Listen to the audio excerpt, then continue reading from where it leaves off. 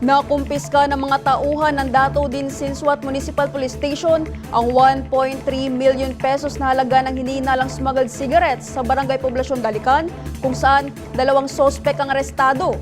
Ang blotter sa report.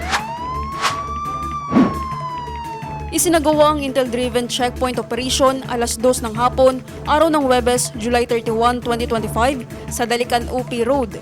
Inilunsad ang operasyon sa pangunguna ni Lieutenant Colonel Ismail Madin matapos makatanggap ng impormasyon mula sa isang regular confidential informant hinggil sa isinasagawang transportasyon ng mga ipinuslit na sigarilyo mula Libak, Sultan Kudarat patungong Buluan, Maguindanao del Sur.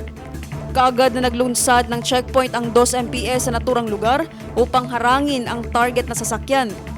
Bandang alas 2 ng hapon, isang Isuzu Elf closed van na may plakang JAB 7246 ang na-intercept.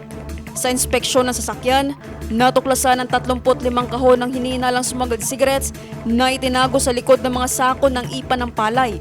Tinatayang nagkakahalaga ito ng 1,345,690 pesos.